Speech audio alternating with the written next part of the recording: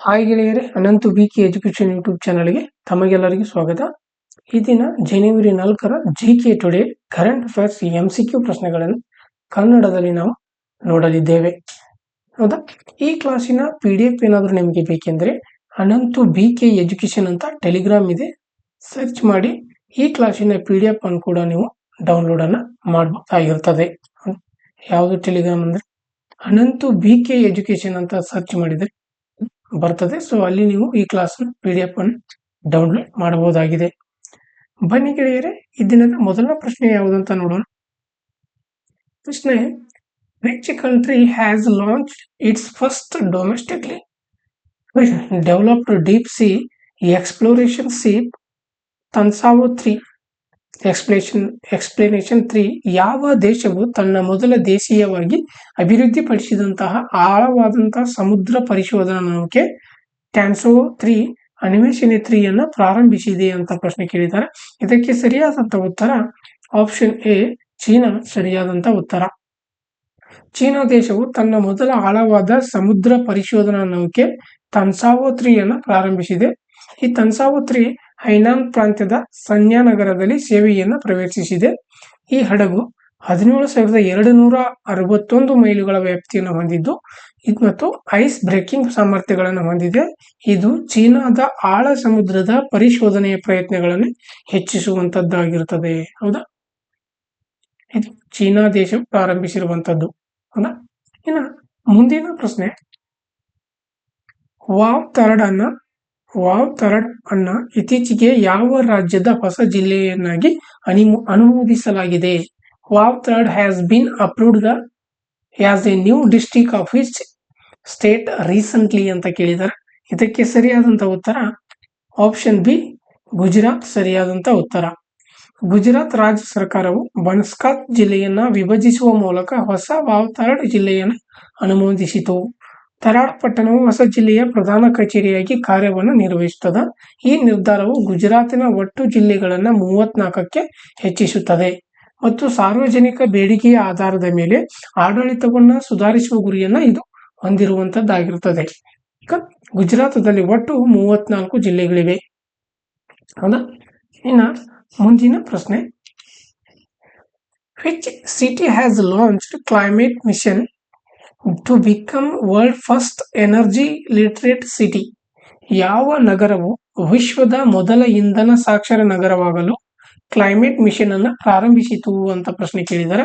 ಇದಕ್ಕೆ ಸರಿಯಾದಂತ ಉತ್ತರ option C, ಮಧ್ಯಪ್ರದೇಶದ ಇಂದೂರು ಸರಿಯಾದಂತ ಉತ್ತರ. ಮಧ್ಯಪ್ರದೇಶದ Indore municipal corporation IMC November 30ರಂದು Indore ಹವಾಮಾನ ಮಿಷನ್ ಅನ್ನು ಪ್ರಾರಂಭಿಸಿತು. 5 ಲಕ್ಷ ನಿವಾಸಿಗಳಿಗೆ ಇಂಧನ ಸಾಕ್ಷರತೆಯನ್ನು ಉತ್ತೇಜಿಸಲು IMC ಎನರ್ಜಿ ಸ್ವರಾಜ್ ಫೌಂಡೇಶನ್ ನೊಂದಿಗೆ ಪಾಲುದಾರಿಕೆ ಹೊಂದಿರುವಂತದ್ದು. ಹಸಿರುಮನೆ ಅನಿಲ ಹೊರಸೂಸುವಿಕೆಯನ್ನು ಕಡಿಮೆ ಮಾಡಲು ಮತ್ತು ಪರಿಸರ ಸ್ನೇಹಿ ಜೀವನ ಶೈಲಿಯನ್ನು ಪ್ರೋತ್ಸಾಹಿಸಲು ಈ ಮಿಷನ್ ಗುರಿಯನ್ನು ಹೊಂದಿರುವಂತದ್ದಾಗಿರುತ್ತದೆ. ಇದು ಮಧ್ಯಪ್ರದೇಶದ ಇಂದೂರಿನಲ್ಲಿ ಪ್ರಾರಂಭಿಸಲಾಗಿದೆ. ಹೌದಾ? ಇನ್ನು ಮುಂದಿನ ಪ್ರಶ್ನೆ: KM3 net cubic kilometre neutrino telescope which was seen in news is located under which sea? ಸುದ್ದಿಯಲ್ಲಿ ಕಂಡುಬಂದಂತಹ KM3 net cubic kilometre neutrino telescope ಯಾವ ಸಮುದ್ರದ ಅಡಿಯಲ್ಲಿ ಇದೆ ಅಂತ ಪ್ರಶ್ನೆ ಇದೆ.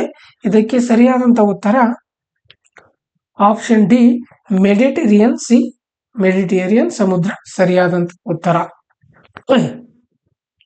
ಮೆಡಿಟೇರಿಯನ್ ಸಮುದ್ರದ ಕೆಳಗೆ ಹೆಚ್ಚಿನ ಶಕ್ತಿಯ ನ್ಯೂಟ್ರಿಯೆಂಟ್ಗಳನ್ನು ಪತ್ತೆ ಹಚ್ಚಲು ವಿಜ್ಞಾನಿಗಳು KM3 ನೆಟ್ ನಲ್ಲಿ 2 ದೂರದರ್ಶಕಗಳನ್ನು ಬಳಸಿರುತ್ತಾರೆ. ನ್ಯೂಟ್ರಿನ್ಗಳು ಚಿಕ್ಕದಾದ ತಟಸ್ಥ ಕಣಗಳಾಗಿವೆ. 1959ರಲ್ಲಿ ಕಂಡುಹಿಡಿಯಲಾಯಿತು ಮತ್ತು ಪ್ರೋಟಾನ್ಗಳ ನಂತರ ಎರಡನೆಯ ಅತಿ ಹೆಚ್ಚು ಕಣಗಳಾಗಿವೆ. KM3 ನೆಟ್ ಸಮುದ್ರದಲ್ಲಿನ ಚೆರೆಮ್ಕೋವ ವಿಕಿರಣದ ಮೂಲಕ ನ್ಯೂಟ್ರಿನೋಗಳನ್ನು ಪತ್ತೆ ಮಾಡುತ್ತದೆ. ಇದು ಅದರ ಅಪರೂಪದ ಸಂವಹನಗಳ ಸವಾಲನ್ನು ಜಯಿಸಲು ಸಹಾಯವನ್ನು ಮಾಡುವಂತದ್ದಾಗಿರುತ್ತದೆ. ಹೌದಾ? ಇನ್ನು ಮುಂದಿನ ಪ್ರಶ್ನೆ: which Caribbean country has recently declared a state of emergency due to increased violence, ಹೆಚ್ಚಿದ ಹಿಂಸಾಚಾರದಿಂದಾಗಿ ಇತ್ತೀಚೆಗೆ ಯಾವ ಕೆರೆಬಿಯನ್ ದೇಶವು ತುರ್ತು ಪರಿಸ್ಥಿತಿಯನ್ನ ಘೋಷಿಸಿದೆ ಅಂತ ಪ್ರಶ್ನೆ ಕೇಳಿದ್ದಾರೆ.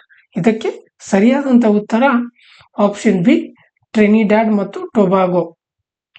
ಹೆಚ್ಚುತ್ತಿರುವಂತಹ ಹಿಂಸಾಚಾರ ಮತ್ತು ಗುಂಪು ಗುಂಡಿನ ದಾಳಿಯಿಂದಾಗಿ ಟ್ರಿನಿಡಾಡ್ ಮತ್ತು ಟೊಬ್ಯಾಗೊ ತುರ್ತು ಪರಿಸ್ಥಿತಿಯನ್ನು ಘೋಷಿಸಿತು. ರಾಜಧಾನಿ ಫೋರ್ಟ್ ಆಫ್ ಸ್ಪೇನ್ ವೆನಿಜುವೆಲಾದ ಈಶಾನ್ಯ ಮತ್ತು ಗ್ರೆನಡಾದ ದಕ್ಷಿಣದಲ್ಲಿರುವಂತದ್ದು. ಪ್ರಮುಖ ಲಕ್ಷಣಗಳೇನೆಂದ್ರೆ ಓರೋಟಿಯರ್, ಕರೋನಿ ಮತ್ತು ನರಿವಾ ಮತ್ತು ಉತ್ತರ ಶ್ರೇಣಿಯ ಪರ್ವತಗಳಂತಹ ಪ್ರಮುಖ ನದಿಗಳನ್ನು ಒಳಗೊಂಡಿವೆ. ಎಲ್ ಸೆರ್ರೋ ಡೆಲ್ ಅರಿಪೋ 940 ಮೀಟರ್ ಎತ್ತರದ ಅತ್ಯುನ್ನತ ಶಿಖರವಾಗಿರುವಂತದ್ದು ಇಲ್ಲಿ ಇರುವಂತದ್ದು. ಹೌದಾ? ಇನ್ನು ಮುಂದಿನ ಪ್ರಶ್ನೆ, national investigation agency punctuation under which ministry, ರಾಷ್ಟ್ರೀಯ ತನಿಖಾ ಸಂಸ್ಥೆ ಯಾವ ಸಚಿವಾಲಯದ ಅಡಿಯಲ್ಲಿ ಕಾರ್ಯವನ್ನು ನಿರ್ವಹಿಸುತ್ತದೆ ಅಂತ ಪ್ರಶ್ನೆ ಕೇಳಿದಾರೆ. ಇದಕ್ಕೆ ಸರಿಯಾದಂತ ಉತ್ತರ ಆಪ್ಷನ್ ಎ, ಗೃಹ ವ್ಯವಹಾರಗಳ ಸಚಿವಾಲಯವು ಸರಿಯಾದಂತ ಉತ್ತರ. ಮುಂಬೈ ದಾಳಿಯ ನಂತರ 2008ರಲ್ಲಿ ಸ್ಥಾಪಿಸಲಾದಂತಹ NIA ಭಯೋತ್ಪಾದನೆ ವಿರುದ್ಧ ಹೋರಾಡುತ್ತದೆ. 2024ರಲ್ಲಿ NIA 100% ಕನ್ವೆನ್ಷನ್ ದರವನ್ನು ಸಾಧಿಸಿತು. 25 ಪ್ರಕರಣಗಳಲ್ಲಿ 68 ಜನರನ್ನು ಅಪರಾಧಿಗಳೆಂದು ನಿರ್ಣಯಿಸಿದೆ. ಎಡಪಂಥೀಯ ಉಗ್ರವಾದಕ್ಕಾಗಿ 28 ಮತ್ತು ಈಶಾನ್ಯ ದಂಗೆಗಾಗಿ 18 ಸೇರಿದಂತೆ 80 ಪ್ರಕರಣಗಳಲ್ಲಿ 210 ವ್ಯಕ್ತಿಗಳನ್ನು ಇದು ಬಂಧಿಸಿರುವಂತದ್ದು. ಹೌದು. ಇನ್ನು ಮುಂದಿನ ಪ್ರಶ್ನೆ, which company has developed the new Glenn rocket? New Glenn rocket ಅನ್ನು ಯಾವ ಕಂಪನಿಯು ಅಭಿವೃದ್ಧಿಪಡಿಸಿದೆ ಅಂತ ಪ್ರಶ್ನೆ ಕೇಳಿದ್ದಾರೆ. ಇದಕ್ಕೆ ಸರಿಯಾದಂತ ಉತ್ತರ ಆಪ್ಷನ್ ಡಿ, ಬ್ಲೂ ಒರಿಜಿನ್ ಸರಿಯಾದಂತ ಉತ್ತರ. ನ್ಯೂ ಗ್ಲೇನ್ ರಾಕೆಟ್ಗಾಗಿ ಬ್ಲೂ ಒರಿಜಿನ್ ವಾಣಿಜ್ಯ ಉಡಾವಣಾ ಪರವಾನಗಿಯನ್ನ FAA ಅನುಮೋದಿಸಿತು. ಜಾನ್ ಗ್ಲೇನ್ ಹೆಸರಿನ heavy lift rocket new Glenn 320 ಅಡಿ ಎತ್ತರ ಮತ್ತು 7 ಮೀಟರ್ ಪೇಲೋಡ್ ಫೇರಿಂಗ್ ಅನ್ನು ಹೊಂದಿದೆ. ಇದು 7 BE-4 ಎಂಜಿನ್ಗಳೊಂದಿಗೆ ಮರುಬಳಕೆ ಮಾಡಬಹುದಾದ ಮೊದಲ ಹಂತವನ್ನು ಮತ್ತು 2 BE-3U ಎಂಜಿನ್ಗಳೊಂದಿಗೆ ಎರಡನೇ ಹಂತವನ್ನು ಒಳಗೊಂಡಿದೆ. ಧ್ರುವ ಹೈಡ್ರೋಜನ್ ಟ್ಯಾಂಕ್ ಅನ್ನು ಆಮ್ಲಜನಕವಾಗಿ ಬಳಸುತ್ತದೆ. ಮುಂದಿನ ಪ್ರಶ್ನೆ, what is the primary objective of the one nation one subscription scheme? ಒಂದು ರಾಷ್ಟ್ರ ಒಂದು ಚಂದಾದಾರಿಕೆಯ ಯೋಜನೆಯ ಒಂದು ಪ್ರಾಥಮಿಕ ಉದ್ದೇಶವೇನು ಅಂತ ಕೇಳಿದಾರೆ. ಇದಕ್ಕೆ ಸರಿಯಾದಂತ ಉತ್ತರ ಆಪ್ಷನ್ ಬಿ, ಉನ್ನತ ಮಟ್ಟದ ಅಂತಾರಾಷ್ಟ್ರೀಯ ಸಂಶೋಧನಾ ಲೇಖನಗಳು ಮತ್ತು ನಿಯತ್ಕಾಲಿಕಗಳಿಗೆ ಪ್ರವೇಶವನ್ನು ಒದಗಿಸುವುದು. ಒನ್ ನೇಷನ್ ಒನ್ ಸಬ್ಸ್ಕ್ರಿಪ್ಷನ್ ಉಪಕ್ರಮವು ಭಾರತದಲ್ಲಿ ಜಾಗತಿಕ ಪಾಂಡಿತ್ಯಪೂರ್ಣ ಜ್ಞಾನಕ್ಕೆ ಸಮಾನ ಪ್ರವೇಶವನ್ನು ಒದಗಿಸುವ ಗುರಿಯನ್ನು ಇದು ಹೊಂದಿದ್ದು, NEP 2020 ಮತ್ತು ವಿಕಸಿತ್ ಭಾರತ್ ಆಕ್ಟ್ 2047 ಇದು ಗುರಿಯನ್ನು ಬೆಂಬಲಿಸುತ್ತದೆ. 16,000 ಕೋಟಿ ಬಜೆಟ್ ಅನ್ನು 2025ರಿಂದ 27ರವರೆಗೆ ಮೊದಲ ಹಂತಕ್ಕೆ ಹೊಂದಿಸಲಾಗಿದೆ. ಇದು ಶ್ರೇಣಿಯ 2ನೇ ಮತ್ತು ಶ್ರೇಣಿ 3 ನಗರಗಳಲ್ಲಿ ವಿದ್ಯಾರ್ಥಿಗಳು, ಅಧ್ಯಾಪಕರು ಮತ್ತು ಸಂಶೋಧಕರನ್ನ ಕೇಂದ್ರೀಕರಿಸುತ್ತದೆ.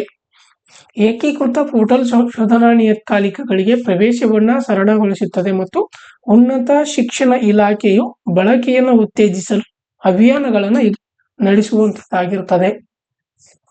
ಹೌದಾ? ಇನ್ನ ಮುಂದಿನ ಪ್ರಶ್ನೆ, which state oven the Santosh trophy national football championship title recently? ಇತ್ತೀಚೆಗೆ ಯಾವ ರಾಜ್ಯ ಸಂತೋಷ್ ಟ್ರೋಫಿ ರಾಷ್ಟ್ರೀಯ ಫುಟ್ಬಾಲ್ ಚಾಂಪಿಯನ್ಶಿಪ್ ಪ್ರಶಸ್ತಿಯನ್ನು ಗೆದ್ದಿದೆ ಅಂತ ಕೇಳಿದ್ದಾರೆ. ಇದಕ್ಕೆ ಸರಿಯಾದಂತ ಉತ್ತರ ಆಪ್ಷನ್ ಎ, ಪಶ್ಚಿಮ ಬಂಗಾಳ ಸರಿಯಾದಂತ ಉತ್ತರ. ಫೈನಲ್ನಲ್ಲಿ ಕೇರಳವನ್ನ ಸೋಲಿಸುವ ಮೂಲಕ ಪಶ್ಚಿಮ ಬಂಗಾಳವು ಸಂತೋಷ್ ಟ್ರೋಫಿಯನ್ನು ಗೆದ್ದುಕೊಂಡಿತು. ಫೈನಲ್ ಪಂದ್ಯವು ಡಿಸೆಂಬರ್ 30 ಮತ್ತು 2024ರಂದು ಹೈದರಾಬಾದ್ನ GMC ಬಾಲಿಯೋಗಿ ಕ್ರೀಡಾಂಗಣದಲ್ಲಿ ನಡೆಯಿತು.